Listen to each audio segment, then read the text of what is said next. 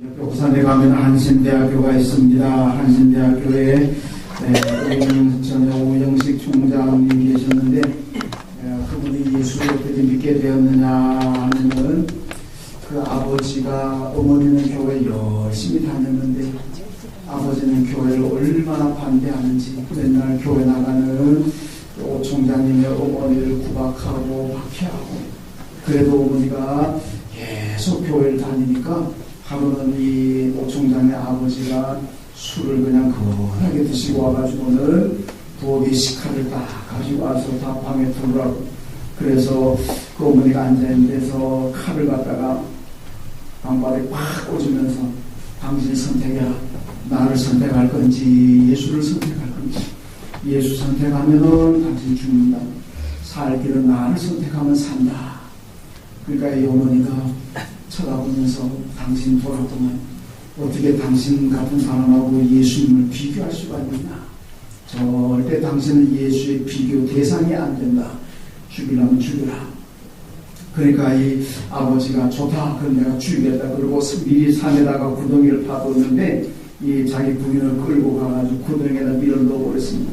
그러고는 삽으로 묻기 시작합니다. 이 아버지 속으로는 이 정도 되면은 살려달라고 나 이제 예수 안 믿을 테니까 살려달라고 애원할 줄 알았는데 왜 빙글 쓰면서 여보 나는 이렇게 죽어도 나는 부활해서 하나님 나라에 영원히 살게 될 터인데 나를 이렇게 죽이는 당신은 그런 지옥 가는데 나를 묻어서 죽이고 난 다음에라도 꼭 회개하고 예수 믿고 나중에 부활해서 천국 가야 된다고. 그러니까 이 한마디에 그 아버지가 삽을 탁 놓고 도대체 예수가 어떤 작작인데 그 예수가 도대체 어떤 자인데 이렇게까지 하면서 예수를 믿을 수가 있느냐. 내가 한번 믿어보겠다. 그 예수가 어떤 존재인지. 그래서 그때부터 그 아버지가 예수를 믿었다고 합니다. 이것을 옆에서 지켜보았던 오영식 총장도 그때부터 나도 예수 믿어야 되겠다.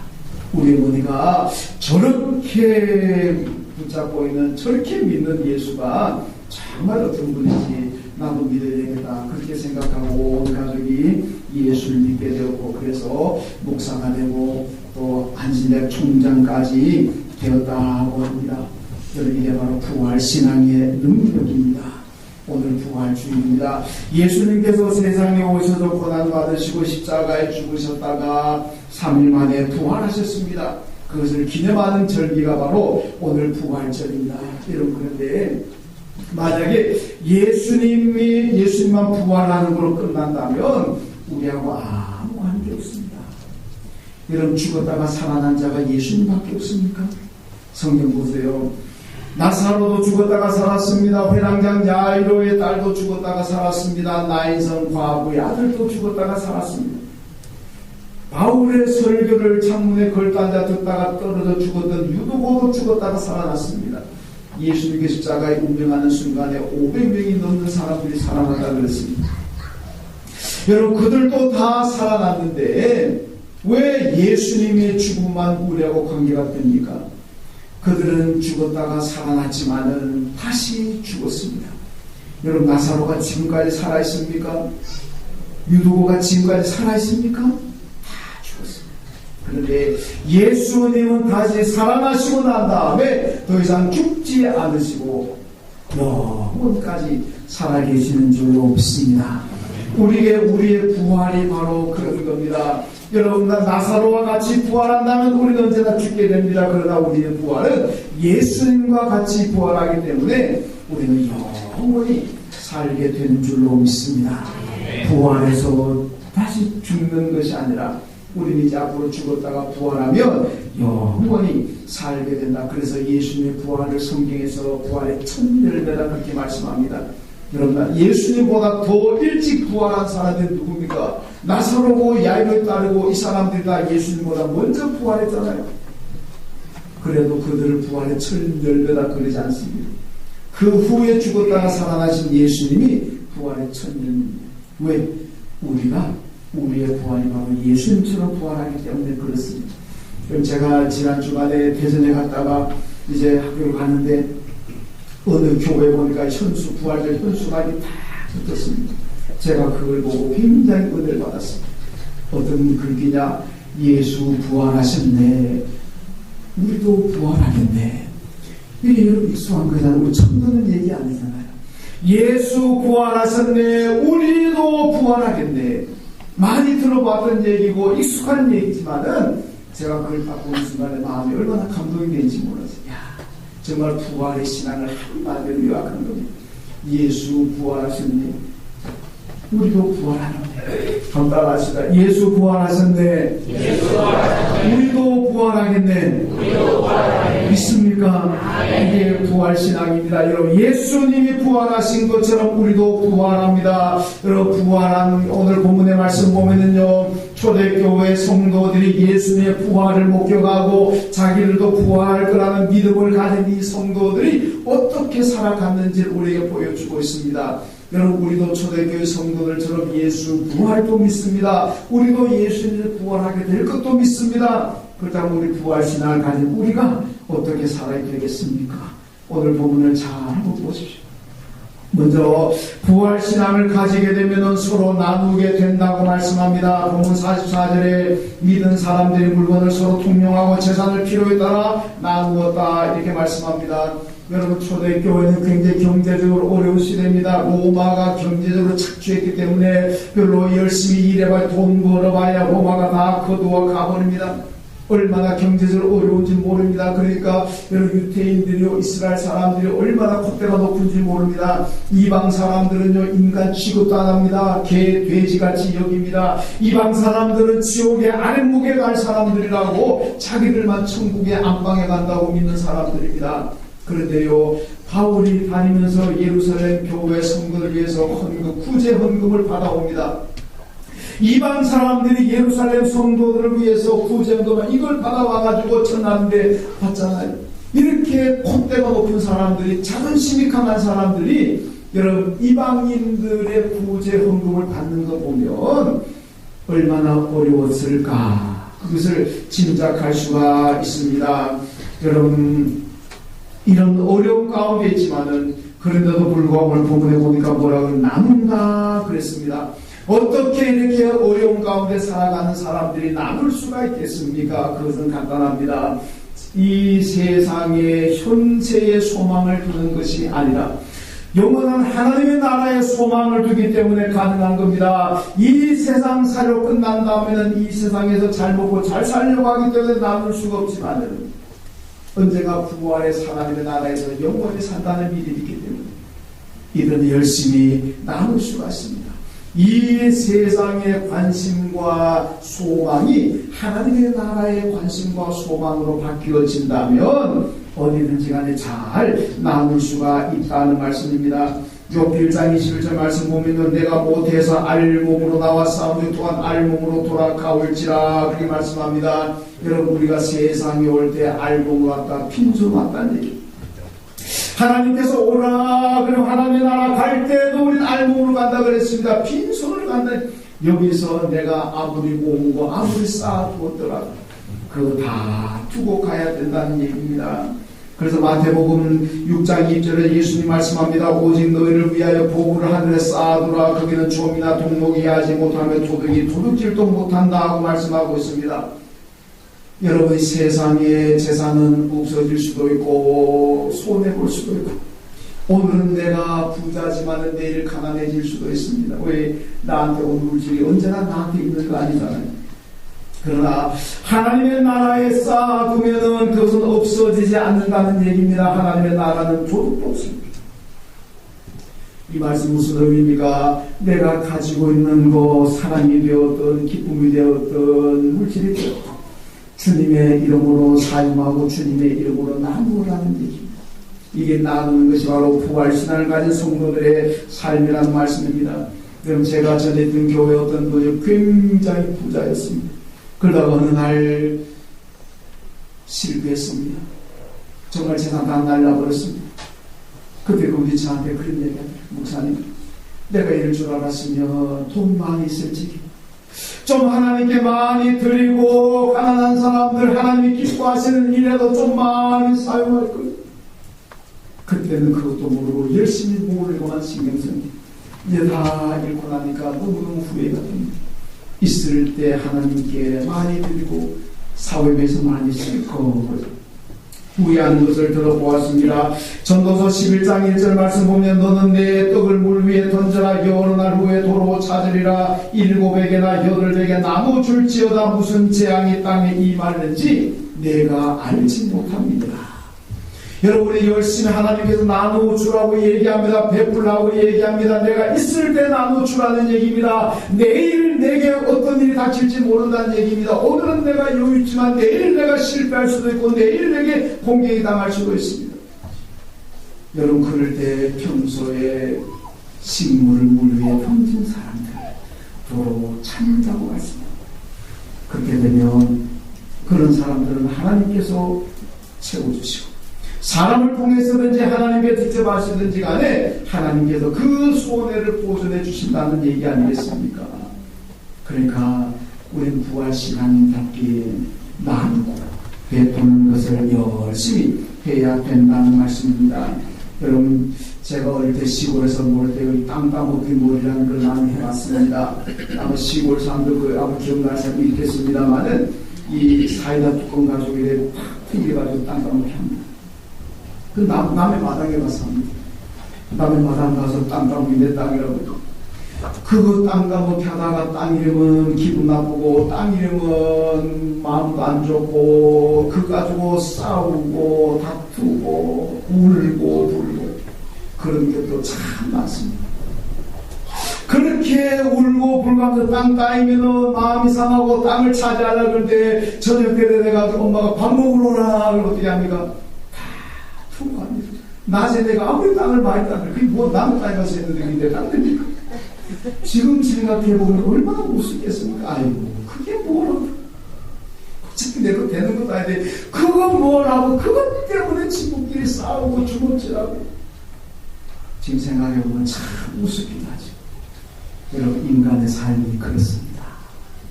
하나님께서 오라 그러면 우리는 어떤 것을 가지고 있든지 간에 다 두고 가야 됩니다. 다 두고 가야 되는데 그거 더 많이 차지하려고 그러다가 형제 간의 원수되고 가족 간의 원수되고 이렇게 묶여가지고 들어가기도 하고 얼마나 하나님께서 보실 때는 얼마나 우습겠습니까? 우리가 천국 가서 생각해 본다면 얼마나 우습겠습니까? 아이고 다 두고 와야 되는데 그것 좀 더 많이 가지려고 집안 식구들이 원수가 되는 이런 일이 얼마나 우습겠습니까? 그래서 성경은 내게 있을 때 하나님의 이름을 많이 나누라고 말씀하고 있습니다. 그것이 바로 부활신앙인의 삶인 줄로 믿습니다. 여러분 제 후배 목사님이요 평택 근처에다가 교회를 개척했습니다. 그런데 그 주위에 교회가 한 1000명 넘어가는 좀 큰 교회가 있습니다. 그 근처에 개척했는데 그 교회 담임 목사님 아이고 개척교회 하느라 얼마나 힘든가 그러면서 그 목사님 후배 목사님에게 양 70만 원짜리를 해줬어요. 수고한다고. 그리고 이 땅 예배 드리는 자기 교인을 보내가지고 다 안내학을 만들었어요. 지금도 매월 후원한다고. 이게 끝인 줄 압니까? 아닙니다. 개척교회는 얼마나 힘드냐 그러면서 그 친구 그 다음 주 성지순례 갑니다. 그 목사님이 개척교회 수고한다고 성지순례 보내주는 걸 몇백만 원 들어가지고 제가 그 말씀 보고 야 이거 목사님들이 정말 그야말로 예수님 모습입니다. 여러분 교단도 다릅니다. 그 목사님이요 성결교 목사님입니다. 우리 저 조원수 자님 계신데 조원수 자님 형님이 아현성결교 목사님입니다. 그 아현성결교는 제가 알던 성결교 중에 거의 모교입니다. 역사가 100년 훨씬 넘었고 교회도 크고 훌륭하게 목회하십니다. 야, 그 교회 목사님도 성결교 목사님인데요. 여러분 자기 교회 근처 와가지고 개척합니다. 어지간한 사람 같은 별로 안 좋아합니다. 아니 왜 내 교회 근처 와서 개척하냐 별로 안 좋아합니다. 속으로 겉으로 표현 안 하지만 속으로는 안 했으며 그렇게 생각하는 목사도 많습니다. 저도 그렇게 생각했을지 모르겠어요.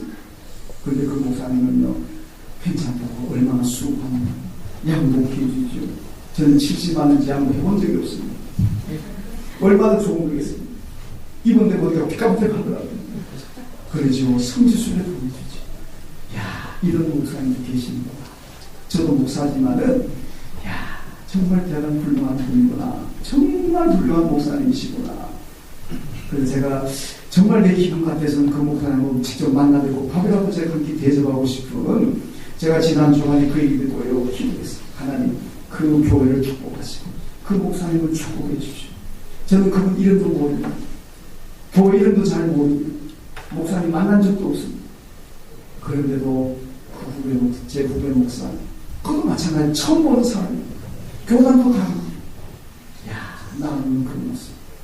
그래서 이게 바로 우리가 예수 믿는 사람들이 가져야 될 그런 마인드, 또 부활신앙을 가진 성도들이 가져야 될 그런 마인드인 줄로 믿습니다. 나누고 베풀고하는 것이 바로 부활신앙인의 삶입니다. 여러분, 기쁨도 나누고 아픔도 나누고 물질도 나누고 무엇이든지 서로서로 나누는 그런 삶을 사시기를 주님의 이름으로 축원합니다.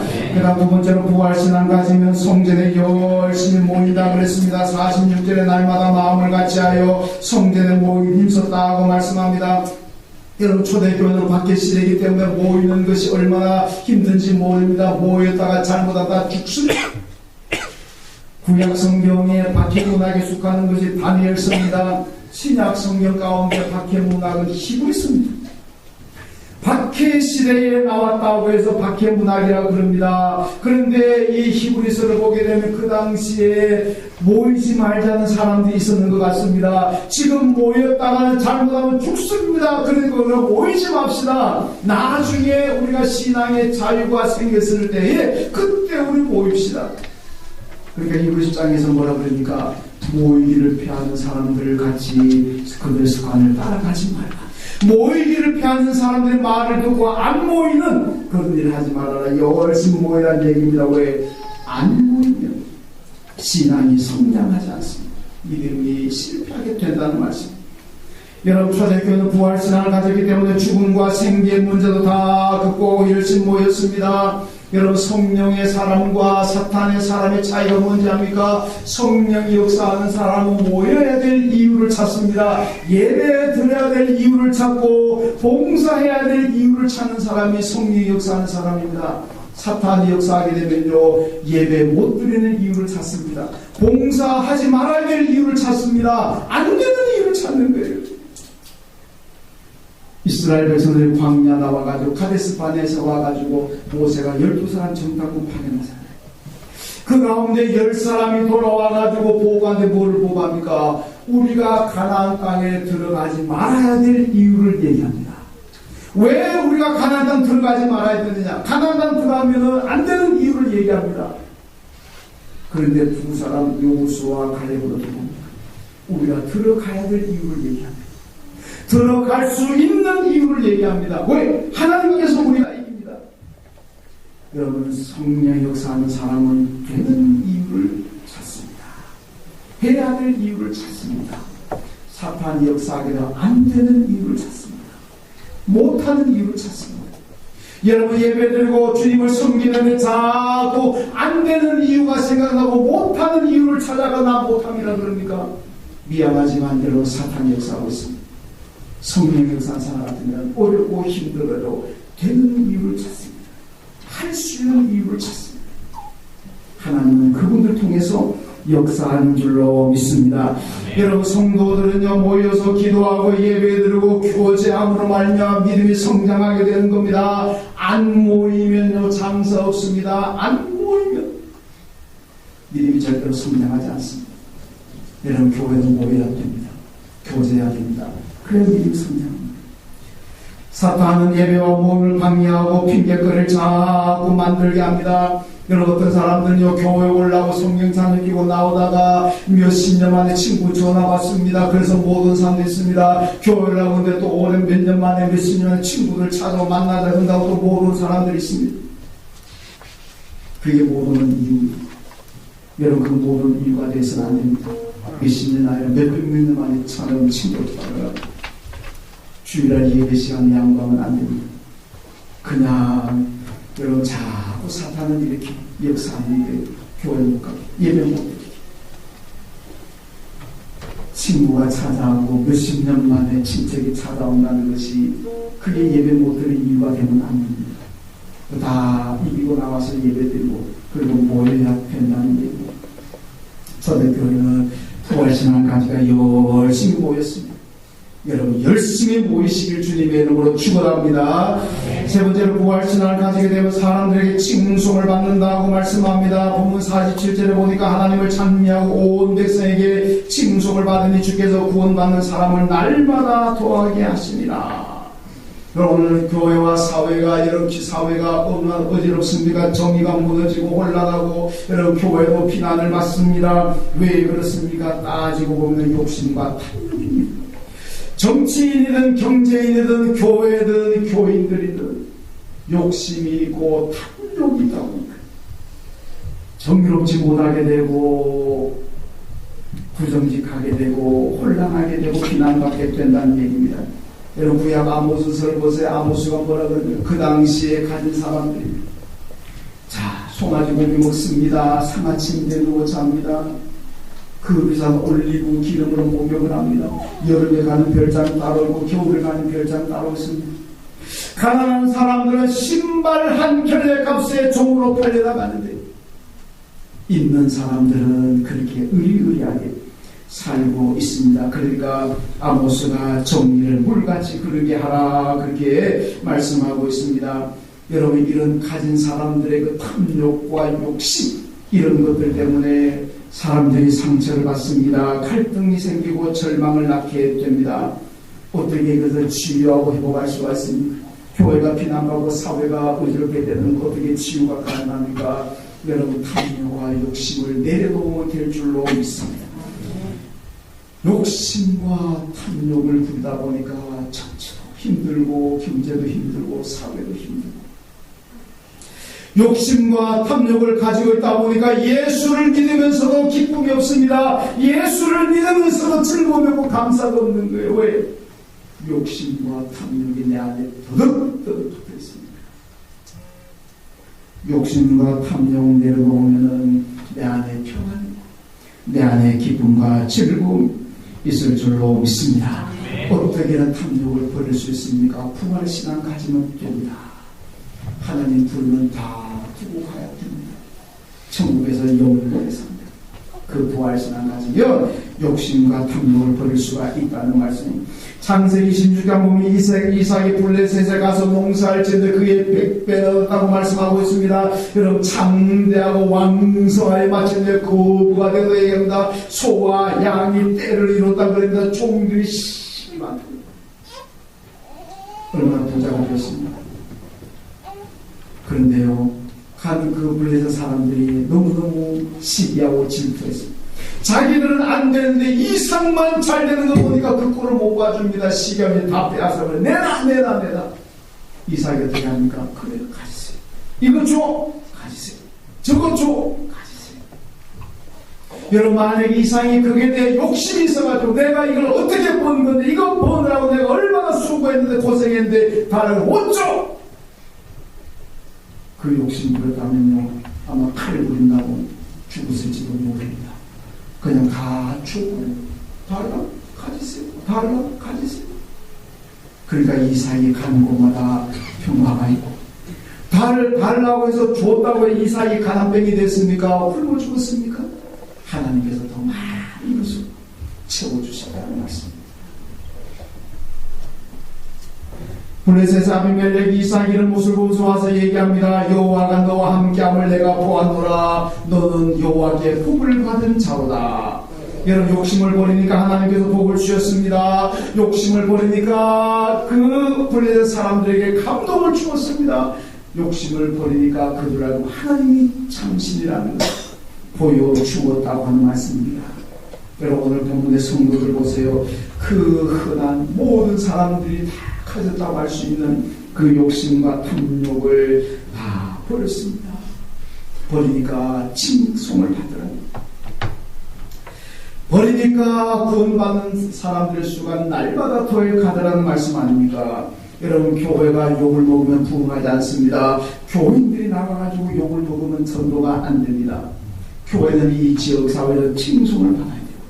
우리 안교회 교회들 이 지역사회에 칭송하고 그래야 교회가 부흥하고 예수 믿는 사람들이 날마다 더해갈 줄로 믿습니다.